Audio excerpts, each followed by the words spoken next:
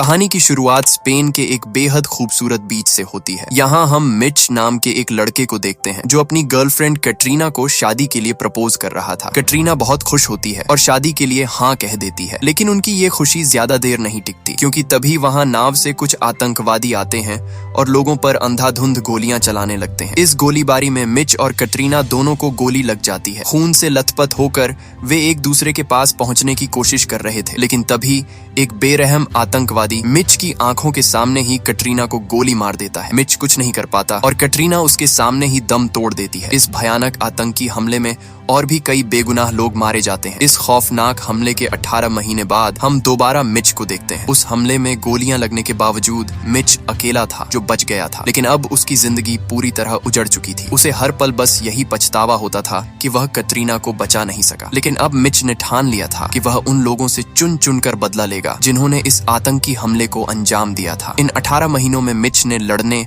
और हथियार चलाने की कड़ी ट्रेनिंग ली। अब वह इतना खतरनाक हो चुका था कि अकेला ही पूरे गिरोह को खत्म कर सकता था। लेकिन सबसे बड़ी समस्या यह थी कि दुश्मन उसके देश के नहीं थे। उस दिन बीच पर हमला करने वाले आतंकवादी इराक से आए थे और वहां तक पहुंचने के लिए मिच को एक बहुत बड़ी प्लानिंग की जरूरत थी। आतंकवादियों के उस गिरोह में शामिल होने के लिए मिच ने खुद को हर दिन तैयार किया। उसने इस्लाम और जिहाद की किताबों को इस कदर पढ़ लिया था कि उसे देखकर कोई कह ही नहीं सकता था कि वह एक जिहादी नहीं है। हर रात एक सीक्रेट आईपी एड्रेस के जरिए वह उन आतंकवादियों से अरबिक भाषा में बात करता था। वह उन्हें भरोसा दिलाता था कि वह भी उन्हीं की तरह बनना चाहता है और अपने उन भाइयों की मौत का बदला लेना चाहता है जिन्हें अमेरिकन लोगों ने मारा था। तभी उसे सामने से एक वीडियो भेजा जाता है। जब मिच उस वीडियो को प्ले करता है तो उसमें कुछ अमेरिकन सोल्जर्स इराक के आम लोगों को मारते हुए दिखाई देते हैं। इसी वीडियो का इस्तेमाल करके उनका लीडर अल मंसूर नए लड़कों को अपने गिरोह में शामिल करता था और यह वही आदमी था जिसने कैटरीना पर आखिरी गोली चलाई थी। महीनों तक उनसे बात करने के बाद आखिरकार मिच को उसे मिलने का एक मौका मिल गया। वह उनके ऑर्डर्स को फॉलो करते हुए चुपचाप लिबिया पहुंच जाता है। वहां उसे कुछ लोग मिलते हैं जो उसे एक सुनसान जगह पर लेकर जाते हैं। वे मिच का चश्मा और बैग उतरवाकर उसकी अच्छे से जांच करते हैं ताकि यह पक्का हो सके कि वह कोई जासूस तो नहीं। इसके बाद उसके सिर पर काला कपड़ा डालकर उसे अल मंसूर के सामने पेश किया जाता है। अल मंसूर को देखते ही मिच की आंखों के सामने वही पुराना मंजर आ जाता है जब उसने कैटरीना को मारा था। अल मंसूर उससे इस्लाम के बारे में ऐसे सवाल पूछता है जो सिर्फ एक पक्के जानकार को ही पता होते हैं, लेकिन मिच उसके हर सवाल का बिल्कुल सही जवाब देता है। वह कहता है कि मैं कुर्बान होने के लिए तैयार हूँ। आपका भरोसा जीतने के लिए मुझे क्या करना होगा? अल मंसूर थोड़ी देर सोचता है और इसी बीच मिच ने एक छोटे से ब्लेड से अपने हाथों पर लगे टेप को काटना शुरू कर दिया। पर इससे पहले कि मिच उस पर हमला कर पाता, अचानक एक गोली सीधा अल मंसूर के सिर में लगती है और वह वहीं ढेर हो जाता है। तभी यूएस फोर्सेस वहां आ जाती हैं और बाकी आतंकवादियों को भी मार गिराती हैं। मिच अल मंसूर को अपने हाथों से मारना चाहता था, इसलिए उसके मरने के बाद भी वह गुस्से में उसे तब तक चाकू मारता रहता है जब तक यूएस मिलिट्री उसे पकड़ नहीं लेती। इसके 30 दिन बाद हम मिच को फिर से देखते हैं। इन 30 दिनों में एफबीआई ने उससे कड़ी पूछताछ की। यहाँ पता चला कि वे पिछले 6 महीनों से मिच पर नजर रख रहे थे। मिच जो कर रहा था एफबीआई ने उसे करने दिया क्योंकि सिर्फ वही था जो उन्हें अल मंसूर के इतने करीब ले जा सकता था। उसके बिना वे उसे कभी नहीं ढूंढ पाते। इसके बाद सीआईए की डिप्टी डायरेक्टर आयरीन खुद मिच से मिलने जाती हैं। वह कहती हैं, हम समझ नहीं पा रहे कि तुम्हारे साथ क्या करें। बहुत से लोग चाहते हैं कि तुम्हें जेल भेज दिया जाए, लेकिन मैं तुम्हारी मदद कर सकती हूँ। आयरीन चाहती थी कि मिच अब सीआईए के लिए काम करे, पर मिच कहता है कि आपको क्या लगता है, क्या मैंने 18 महीने पहले सीआईए ज्वाइन करने के बारे में नहीं सोचा होगा? मैंने मंसूर को अपने दम पर ढूंढने का फैसला किया क्योंकि मुझे पता था कि मैं यह कर सकता हूँ। आयरीन समझ जाती है कि मिच आसानी से ऑर्डर्स फॉलो करने वालों में से नहीं है, इसलिए वह उसे आखिरी चेतावनी देते हुए कहती हैं कि या तो वह उनके साथ मिलकर काम करे या फिर जेल जाने के लिए तैयार रहे। उसके बाद आयरीन अपने बॉस के पास जाती हैं और उन्हें बताती हैं कि यह लड़का कमाल का है, शायद अब तक का सबसे बेहतरीन। पर उसका बॉस कहता है कि हाँ, तुम मुझे इसके बारे में कई बार बता चुकी हो, पर परेशानी ये है कि यह किसी की नहीं सुनता और सबसे जबान लड़ाता है। हम ऐसे किसी को अपने मिशन का हिस्सा नहीं बना सकते जो ऑर्डर्स फॉलो नहीं कर सकता। वह हुक्म देता है कि मिच पर केस चलाओ और उसे फौरन जेल में डाल दो। लेकिन आयरीन ने अब तक उम्मीद नहीं हारी थी। वह मिच जैसे टैलेंट को जेल में सड़ने के लिए नहीं छोड़ना चाहती थी। वह कहती हैं कि उस बच्चे के साथ बीच पर जो हुआ उसने उसे पूरी तरह बदल दिया, बदला लेने के लिए ही सही, पर उसने खुद को जिस तरह ट्रेन किया है वैसी ट्रेनिंग हम किसी को नहीं दे सकते। आयरीन की बात सुनकर बॉस उसे एक मौका देने को तैयार हो जाता है। इसके बाद हमारी मुलाकात हार्ली से होती है, जो CIA के सबसे बेस्ट ऑफिसर्स को ट्रेन करता है। हार्ली ने जब से मिच की प्रोफाइल देखी थी, वह उसे नापसंद करने लगा था। मिच की आंखों पर पट्टी बांधकर उसे शहर से दूर सुनसान जंगलों में ले जाया जाता है, जहां उसे अगले मिशन के लिए ट्रेन किया जाना था। अपनी पहली ही मुलाकात में हार्ली मिच से बिल्कुल भी अच्छे से पेश नहीं आता। वह कड़क आवाज में कहता है, ओए, मुझसे नजर मिलाकर बात कर, और जब भी मुझसे बात करोगे तो मुझे सर कहकर बुलाओगे। हार्ली जानना चाहता था कि मिच यहाँ किस मकसद से आया है, क्योंकि अगर मकसद साफ नहीं होगा तो उसके जैसे लड़के इस कठिन ट्रेनिंग में एक दिन भी नहीं टिक पाएंगे। पर मिच अपनी पुरानी कहानी सुनाकर टाइम वेस्ट नहीं करना चाहता था। वह सीधे चुनौती देते हुए बोला कि ठीक है, फिर एक काम करो, मुझसे लड़कर देखो, 20 सेकंड में पता चल जाएगा कि मैं आपकी ट्रेनिंग के काबिल हूँ या नहीं। हार्ली को ऐसे लड़कों का कॉन्फिडेंस तोड़ने में बहुत मजा आता था, इसलिए वह बिना देर किए मिच को लड़ने के लिए ग्राउंड में ले जाता है। मिच जैसे ही उस पर हमला करता है, हार्ली उसे बस एक ही झटके में जमीन पर पटक देता है और उसकी गर्दन पर चाकू रख देता है। यहाँ यह तो साफ हो गया था कि मिच अभी हार्ली से बेहतर नहीं है, पर अब यह देखना बाकी था कि क्या वह बाकी लड़कों में सबसे बेस्ट है। ये जानने के लिए हार्ली उसकी फाइट विक्टर से करवाता है। दोनों के बीच जबरदस्त फाइट होती है और आखिर में मिच यह लड़ाई जीत जाता है। इसके बाद ट्रेनिंग को और मुश्किल बनाने के लिए उन सबको स्पेशल चश्मे और बिजली का झटका देने वाली जैकेट पहनाई जाती है। हार्ली उन्हें चश्मे के अंदर कुछ चेहरे दिखाता है और कहता है कि ये तुम्हारे टारगेट हैं, जो कहीं से भी हमला कर सकते हैं। अगर उन्होंने तुम्हें गोली मारी तो तुम्हें जोर का करंट लगेगा, और अगर तुमने किसी आम इंसान को गलती से मार दिया तो और भी बड़ा झटका लगेगा। ट्रेनिंग शुरू होती है और सबको कंप्यूटर वाले नकली दुश्मन दिखाए जाते हैं। उन्हें जितनी बार गोली लगती, जैकेट से उतना ही तेज करंट दिया जाता। ये करंट इतना खतरनाक था कि कई लड़के ट्रेनिंग बीच में ही छोड़ देते हैं। मिच को भी कई झटके लगते हैं, पर वह हार नहीं मानता। मिच किस हद तक जा सकता है, ये आजमाने के लिए हार्ली जानबूझकर उन टारगेट्स के बीच अल-मंसूर का चेहरा डाल देता है, और बस यही मिच की कमजोरी पकड़ में आ गई। अल-मंसूर को देखते ही मिच गुस्से में पागल हो जाता है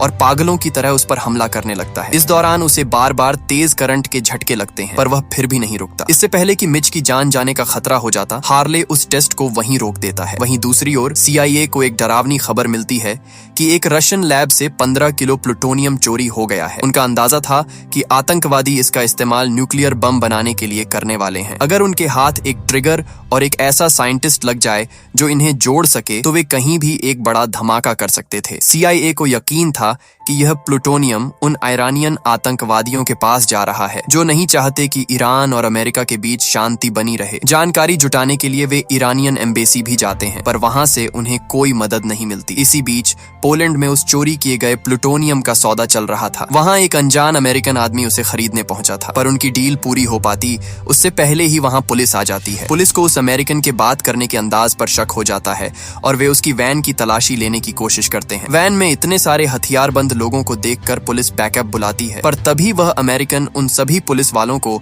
बेरहमी से मारकर वहां से भाग निकलता है। गोलियों की आवाज से वहां भगदड़ मच जाती है और इसी का फायदा उठाकर वह आदमी प्लूटोनियम लेकर भीड़ में गायब हो जाता है। जब हार्ली न्यूज में उसकी धुंधली तस्वीर देखता है तो उसे वह चेहरा कुछ जाना पहचाना लगता है। वो तुरंत आयरीन के पास जाता है और वह फुटेज दिखाता है। आयरीन उसे देखकर हैरान रह जाती है, क्योंकि कई साल पहले एक ड्रोन स्ट्राइक में इसे मार दिया गया था। पर हार्ली को पूरा यकीन था कि यह वही आदमी है, क्योंकि CIA को कभी उसकी लाश नहीं मिली थी। जल्द ही पता चलता है कि वह आदमी जो प्लूटोनियम चुराकर भागा था, वह कभी CIA का ही एजेंट था और उसे खुद हार्ली ने ट्रेन किया था। पर उसने अपने ही देश के साथ गद्दारी की और पैसों के लिए खून करने वाला बन गया। लोग उसे गोस्ट के नाम से जानते हैं, जो सिर्फ पैसों के लिए किसी की भी जान ले सकता है। हार्ली समझ गया कि अगर गोस्ट इस सब में शामिल है तो जरूर कुछ बहुत भयानक होने वाला है। इसी बीच आयरीन को खबर मिलती है कि इस्तांबुल के एक हथियारों के डीलर ने हाल ही में रशिया से एक न्यूक्लियर ट्रिगर खरीदा है। ये कोई इत्तेफाक नहीं था, वह जरूर इसे गोस्ट को बेचने वाला था। अब हार्ली मिच के पास जाता है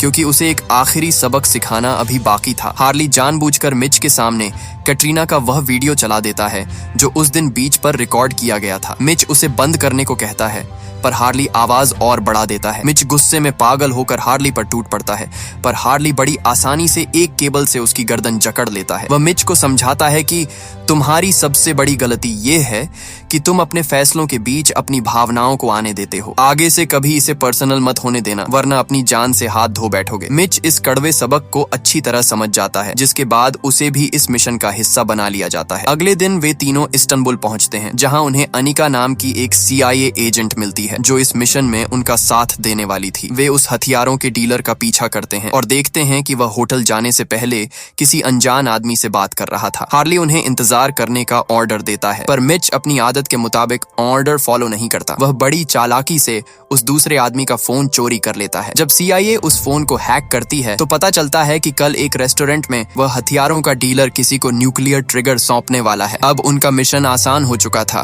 क्योंकि उन्हें सही वक्त और जगह का पता चल गया था। अगले दिन वे सभी उस रेस्टोरेंट के बाहर घात लगाकर बैठ जाते हैं और हथियारों के डीलर के आने का इंतजार करने लगते हैं। लेकिन जब वह डीलर वहां पहुंचता है तो वे देखते हैं कि उसके साथ मिलिट्री के कुछ जवान भी सुरक्षा में तैनात हैं। उन्हें हटाए बिना इस मिशन को पूरा करना नामुमकिन था। तभी हार्ली चुपके से उनमें से एक जवान को दबोच लेता है और उसे मजबूर करता है कि वह अपने साथियों को झूठ बोले कि पास ही कहीं बम धमाका हुआ है। वह जवान वैसा ही करता है, जिसके बाद वहां तैनात सभी ऑफिसर उस तरफ भाग जाते हैं। रास्ता साफ होते ही विक्टर, जो इस मिशन को लीड कर रहा था, सबसे पहले रेस्टोरेंट के अंदर दाखिल होता है और उसके पीछे पीछे मिच भी अंदर जाता है। वहीं रेस्टोरेंट के एक कोने में हम गोस्ट को देखते हैं, जो उस हथियारों के डीलर से न्यूक्लियर ट्रिगर खरीदने आया था। वे बात कर ही रहे थे कि तभी गोस्ट की नजर विक्टर पर पड़ जाती है। गोस्ट बिना एक पल की देरी किए चाकू उठाता है और विक्टर के सीने में उतार देता है। ये सब इतनी तेज रफ्तार से हुआ कि मिच को कुछ सोचने का मौका ही नहीं मिला। विक्टर की मौत की खबर मिलते ही हार्ली तुरंत मिशन को रोक देता है और सबको वापस लौटने का हुक्म देता है। लेकिन मिच जानता था कि उन्हें पकड़ने का यह आखिरी मौका है। वह एक बार फिर हार्ली के ऑर्डर्स को अनसुना कर देता है और उस हथियारों के डीलर का पीछा करने लगता है। घंटों तक उसका पीछा करने के बाद मिच एक पुरानी बिल्डिंग के पास पहुंचता है। जैसे ही वह अंदर घुसने की कोशिश करता है, सिक्योरिटी डॉग्स उस पर हमला कर देते हैं। उनसे बचने के लिए मिच एक कार के नीचे छुप जाता है और फिर उन कुत्तों को ठिकाने लगाकर सावधानी से हथियारों के डीलर के घर में घुस जाता है। वह दबे पांव आगे बढ़ ही रहा था कि तभी एक औरत उसे देख लेती है और शोर मचा देती है। शोर सुनकर गार्ड्स अंदर आ जाते हैं और मिच पर गोलियां चलाना शुरू कर देते हैं। मिच डट कर उन गार्ड्स का मुकाबला करता है और उन्हें ढेर करने के बाद सीधे उस हथियारों के डीलर तक पहुंच जाता है। वह डीलर मिच के सामने अपनी जान की भीख मांग रहा था, लेकिन मिच उस पर जरा भी रहम नहीं दिखाता और उसे वहीं गोली मार देता है। मिच ने अपना मिशन तो पूरा कर लिया, लेकिन हार्ली उस पर बहुत ज्यादा गुस्से में था। पर आयरीन उसे समझाती है कि मिच ने जो किया वह कोई और सोच भी नहीं सकता था। अपनी जान खतरे में डालकर मिच नए सबूत लेकर आया था। उस हथियारों के डीलर के लैपटॉप को हैक करने पर पता चलता है कि कल एक बड़ी मीटिंग होने वाली है और उनका शक बिल्कुल सही निकलता है। गोस्ट उनका ही ट्रेन किया हुआ सोल्जर है, जो अब उन्हें ही बर्बाद करने पर तुला हुआ है। अब गोस्ट के पास न्यूक्लियर ट्रिगर तो था, पर उसे एक साइंटिस्ट की जरूरत थी जो बम के हिस्सों को आपस में जोड़ सके। वहीं दूसरी ओर हम कुछ ईरानियन लोगों को देखते हैं जो गोस्ट से मिलने आए थे। इन लोगों ने ही गोस्ट को प्लूटोनियम चोरी करने और न्यूक्लियर बॉम्ब बनाने का काम दिया था, ताकि वे अमेरिका में तबाही मचा सकें। वे गोस्ट के काम से बहुत खुश थे, पर उन्हें अंदाजा भी नहीं था कि गोस्ट के दिमाग में कुछ और ही खतरनाक प्लान चल रहा है। अगले दिन हार्ली और उसकी टीम एक होटल के बाहर बैठकर उनकी हर हरकत पर कड़ी नजर रख रहे थे। इंतजार के दौरान मिच हार्ली से विक्टर के बारे में पूछता है, पर हार्ली बड़ी बेरुखी से कहता है, विक्टर चला गया, समझो वो इस दुनिया में कभी था ही नहीं। अपने साथियों के लिए हार्ली के दिल में जरा भी हमदर्दी न देखकर मिच को उस पर बहुत गुस्सा आता है। तभी अनिका उन्हें अपडेट देती है कि पैसों का लेन देन पूरा हो चुका है और वह साइंटिस्ट किसी भी वक्त बाहर निकलता ही होगा। इसके बाद मिच होटल से बाहर निकलने वाले हर एक आदमी की तस्वीर खींचना शुरू करता है और आखिरकार उन्हें वही आदमी मिल जाता है जिसकी उन्हें तलाश थी। वे तुरंत उसकी कार का पीछा करते हैं और एक होटल तक पहुंचते हैं जहां वह साइंटिस्ट रात रुकने वाला था। वे उसी के बगल वाला कमरा बुक करते हैं और उसकी हर हरकत पर नजर रखने लगते हैं। हार्ली सबको हर 15 मिनट में अपडेट देने का ऑर्डर देता है। वहीं अनिका चुपके से एक स्विच बोर्ड में स्पाई कैमरा फिट कर देती है ताकि वे साइंटिस्ट के कमरे के अंदर देख सकें। वह साइंटिस्ट तो बेफिक्र होकर सो जाता है, पर मिच एक सेकंड के लिए भी उस पर से अपनी नजर नहीं हटाता। अनिका उसके पास आती है और उसका दर्द बांटने की कोशिश करती है। वह कहती है कि मैं समझ सकती हूँ कि किसी अपने को खोने का दर्द कैसा होता है। वह मिच के करीब आने की कोशिश करती है, पर मिच का पूरा ध्यान सिर्फ और सिर्फ अपने टारगेट पर था। वे बात कर ही रहे थे कि तभी अचानक गोस्ट उनके स्पाई कैमरे के सामने आकर खड़ा हो जाता है। इससे पहले कि वे कुछ समझ पाते, गोस्ट का एक आदमी उन पर हमला कर देता है और दूसरा अनिका के सिर पर बंदूक रख देता है। इस बार वे दोनों बुरी तरह फंस चुके थे, क्योंकि गोस्ट हमेशा उनकी चाल से एक कदम आगे था। वह उनसे हार्ले के बारे में पूछता है, पर मिच मिच और एनिका अपना मुंह नहीं खोलते। वहीं दूसरी तरफ जब हार्ली को 15 मिनट तक कोई सिग्नल नहीं मिलता तो वह समझ जाता है कि कुछ तो गड़बड़ है। गोस्ट उन्हें जान से मारने ही वाला था कि तभी हार्ली सही वक्त पर वहां पहुंच जाता है। वे मिलकर हमला करते हैं और वहां मौजूद लोगों को मार देते हैं, पर गोस्ट एक बार फिर उनकी आंखों के सामने से बचकर भाग निकलता है। अच्छी बात यह थी कि उन्होंने उस साइंटिस्ट को पकड़ लिया था। वे उसे होटल से दूर एक सुरक्षित जगह पर ले जाते हैं, जहां हार्ली उस पर पेट्रोल छिड़क कर पूछताछ शुरू करता है। इसी बीच मिच पूछता है कि वह आदमी कौन था और वह आपके पीछे क्यों पड़ा है, पर हार्ली इस वक्त किसी भी सवाल का जवाब देने के मूड में नहीं था। मिच के दिमाग में अभी भी उस अनजान आदमी की बातें घूम रही थीं। तभी अनिका उसके पास आती है और कहती है कि थोड़ा आराम कर लो, गोस्ट को हम कल ढूंढेंगे। ये सुनते ही मिच एकदम से चौंक जाता है और तुरंत सवाल करता है, तुम्हें कैसे पता चला कि उसका नाम गोस्ट है? अनिका घबराकर कहती है कि उसे हार्ली ने बताया था, पर मिच समझ गया कि वह झूठ बोल रही है। मिच बिना देर किए उसका गला दबा देता है और पूछता है, सच बता, तू किसके लिए काम करती है? अनिका बार बार झूठ बोलती रही, जिसके बाद मिच अपने असली रंग में आ गया। वह उसका सिर पानी में डाल देता है और तब तक डुबाए रखता है जब तक वह सच नहीं उगल देती। आखिरकार पता चलता है कि अनिका एक ईरानियन जासूस थी जो उनकी हर खबर ईरानियन सरकार तक पहुंचा रही थी। इसके बाद मिच उसे हार्ली के पास ले जाता है। हार्ली उसे देखकर हैरान रह जाता है। एक ईरानियन जासूस का मुंह खुलवाना इतना आसान नहीं था, पर जल्द ही हार्ली को पता चल जाता है कि अनिका अपनी सारी जानकारी किसके साथ शेयर कर रही थी। वह आदमी हार्ली का एक पुराना और अच्छा दोस्त था। हार्ली फैसला करता है कि वह खुद उससे मिलने जाएगा और इस बारे में किसी को कानो कान खबर नहीं होनी चाहिए। हार्ली अपने उस ईरानियन दोस्त से मिलता है जो उसे एक चौंकाने वाला सच बताता है। वह कहता है कि एनिका असल में उसकी अपनी भांजी है और उसने ही उसे हार्ली पर नजर रखने के लिए भेजा था। वह हार्ली के खिलाफ नहीं था, बस यह जानना चाहता था कि CIA क्या गुल खिला रही है। बातों बातों में हार्ली को पता चलता है कि इन सब के पीछे जनरल रोस्टामी और उनके डिफेंस मिनिस्टर बहरूज का हाथ है। वे लोग ईरान और अमेरिका के बीच हुए न्यूक्लियर समझौते से खुश नहीं थे और इसीलिए उन्होंने उस खतरनाक अमेरिकन गोस्ट को इस मिशन के लिए चुना था। इससे पहले कि वह दोस्त हार्ली को कुछ और बता पाता, वहां छिपा हुआ गोस्ट अचानक हमला कर देता है और उसे वहीं मार देता है। गोस्ट हार्ली को पकड़कर अपने अड्डे पर ले जाता है और उसे बुरी तरह टॉर्चर करने लगता है। वह अपनी पीठ पर बने उन भयानक जख्मों के निशान दिखाता है जो उसे ईरानियन आतंकवादियों के टॉर्चर से मिले थे। गोस्ट चिल्लाकर कहता है कि तू मुझे बचा सकता था हार्ली, पर तूने मुझे उनके हाथों मरने के लिए अकेला छोड़ दिया। मैंने उन आतंकियों को कभी दोष नहीं दिया क्योंकि उन्होंने तो मुझे छोड़ दिया था, पर वह तू था जिसने मुझे धोखा दिया। तुझे अपनी टीम के बंदे को बचाना चाहिए था। पर हार्ली उसे शांत रहकर समझाता है कि किसी ने उसे धोखा नहीं दिया। वह कहता है कि ये सब कभी नहीं होता अगर तुम मेरे ऑर्डर्स फॉलो करते। तुम अपनी जिद की वजह से 10 और मासूमों की जान खतरे में डाल रहे थे और तुम जानते थे कि मैं ऐसा कभी नहीं होने दूंगा, फिर भी तुमने अपनी मनमानी की। दूसरी तरफ आयरीन मिच से कहती है कि तुम्हारा काम अब खत्म हुआ, अब तुम घर जा रहे हो। पर मिच ऑर्डर्स नहीं मानता और वह चुपके से उनका ट्रैकर चोरी कर लेता है और उन ईरानियन अफसरों पर हमला कर देता है जो एनिका को ले जा रहे थे। मिच सबको मार के एनिका को आजाद करा लेता है। अब उनके पास बहराउज की लाइव लोकेशन थी, जिसे फॉलो करते हुए वे जितनी जल्दी हो सके उस न्यूक्लियर बॉम्ब तक पहुंचने की कोशिश करने लगते हैं। इसी बीच गोस्ट बेस पर हार्ली को बेरहमी से टॉर्चर कर रहा था। वह बार बार मिच के बारे में पूछता है, पर हार्ली अपनी जान दे देता, पर मिच के बारे में कुछ नहीं बताता। हार्ली हंसते हुए कहता है कि वह लड़का भी तेरी ही तरह सनकी है, हमेशा अपने मन की करता है। मुझे खुद नहीं पता वह इस वक्त कहाँ होगा। यह सुनते ही गोस्ट गुस्से में पानी के अंदर हाई वोल्टेज की तार फेंक देता है, जिससे हार्ली को जोर का झटका लगता है और वह बेहोश हो जाता है। जब हार्ली को होश आता है तो उसे और भी ज्यादा टॉर्चर किया जाता है, पर तभी मौका पाकर हार्ली गुस्से में गोस्ट का कान काट लेता है। वह गोस्ट को और उकसाता है ताकि वह उसे जान से मार दे, पर गोस्ट उसे इतनी आसान मौत नहीं देना चाहता था। तभी बहरूज वहां पहुंचता है और कहता है, अपना काम पूरा हो गया है, अब जल्दी से अपना पर्सनल मामला खत्म करो। लेकिन हार्ली उसे चेतावनी देता है कि यह गोस्ट तुम्हारे साथ खेल रहा है। यह बम तुम्हारे मिशन के लिए नहीं है, बल्कि उसके अपने पर्सनल बदले के लिए है। इससे पहले कि बहरूज कुछ समझ पाता, गोस्ट अपनी असली औकात दिखा देता है और वहां मौजूद अपने ही साथियों और हर एक आदमी को खत्म कर देता है। वह जल्दी से बम का काउंटडाउन शुरू कर देता है। अगले 19 मिनट में यह न्यूक्लियर बॉम्ब उस जगह पर फटने वाला था जिससे गोस्ट को सबसे ज्यादा नफरत थी। उधर मिच बहरूज का पीछा करते हुए उसकी लोकेशन पर पहुंच जाता है। वहां उसने देखा कि कुछ लोग चोरी छिपे एक टनल के अंदर जा रहे थे। मिच और अनिका बिना बिना देर किए अंदर घुस जाते हैं, पर आगे उन्हें एक बंद गेट मिलता है जिस पर ताला लगा था। अनिका किसी तरह उसके पार चली जाती है और मिच से कहती है कि वह आगे बढ़ रही है। थोड़ी दूर आगे बढ़ते ही अनिका को बहरूज मिलता है जो बुरी तरह घायल पड़ा था। अनिका जानती थी कि इसी आदमी ने उसके अंकल को मरवाया था, इसलिए वह गुस्से में उसे गोली मार देती है। गोली की आवाज सुनते ही गोस्ट सावधान हो जाता है और समझ जाता है कि कोई उसका पीछा कर रहा है। वह जल्दी से वहां से निकलने की कोशिश करता है। उधर मिच भी समझ चुका था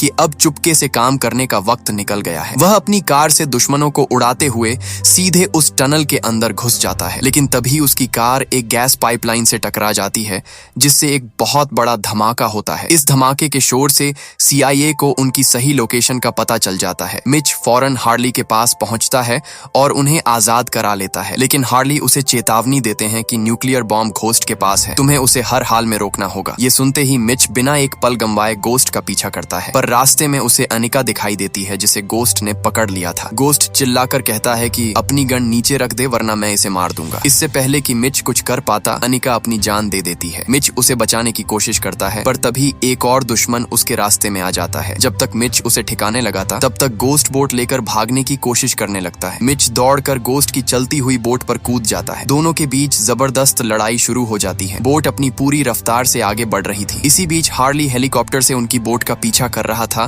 ताकि वे किसी भी तरह इस तबाही को रोक सकें। हार्ली को पहले लगा कि गोस्ट समुद्र में अपनी जान देना चाहता है, पर तभी उसे याद आता है कि यहाँ से कुछ ही दूरी पर US नेवी का बहुत बड़ा बेस है। हार्ली समझ जाता है कि गोस्ट का असली मकसद उस नेवी बेस को उड़ाना है। वह तुरंत आयरीन को अलर्ट जारी करने के लिए कहता है। उधर बोट पर गोस्ट मिच को चाकू से मारने ही वाला था, लेकिन मिच फुर्ती दिखाते हुए चाकू सीधे गोस्ट की गर्दन में उतार देता है। गोस्ट वहीं मर जाता है, पर मिच देखता है कि बम फटने में अब सिर्फ 3 मिनट बचे हैं। वह बिना डरे बोट को नेवी बेस से दूर ले जाने लगता है। वहीं नेवी वाले उस बोट को उड़ाने के लिए मिसाइल तैयार कर लेते हैं, पर आयरीन उन्हें रोकती है क्योंकि बोट पर मिच भी था। अगर वे मिसाइल नहीं छोड़ते तो पूरा बेस तबाह हो जाता, और अगर छोड़ते तो मिच मारा जाता। हार्ली चिल्लाकर मिच से कहता है कि बम को पानी में फेंक दो, पर मिच नहीं सुनता। वह बोट को जितनी दूर हो सके ले जाना चाहता था। तभी हार्ली उसे बताता है कि नेवी अगले 20 सेकंड में बोट को उड़ाने वाली है। वक्त खत्म होते देख मिच बम को पानी में फेंक देता है। रस्सी की मदद से मिच हेलीकॉप्टर पर चढ़ जाता है। जैसे ही नेवी को पता चलता है कि बम अब बोट पर नहीं है, वे फायरिंग रोक देते हैं। कुछ ही पलों में समंदर के नीचे एक भयानक धमाका होता है जिससे हजारों फीट गहरा सिंक होल बन जाता है। धमाका इतना जबरदस्त था कि समंदर में सुनामी आ जाती है। अच्छी बात यह थी कि इतने बड़े न्यूक्लियर धमाके के बाद भी किसी की जान नहीं गई। मिशन पूरा होने के बाद हम मिच को देखते हैं जो अकेला दुबई में छुट्टियां मना रहा है। इसी के साथ ये कहानी यहीं खत्म हो जाती है। आपको वीडियो कैसी लगी कमेंट में जरूर बताएं और चैनल को सब्सक्राइब करना न भूलें। मिलते हैं अगली वीडियो में, तब तक के लिए गुड बाय।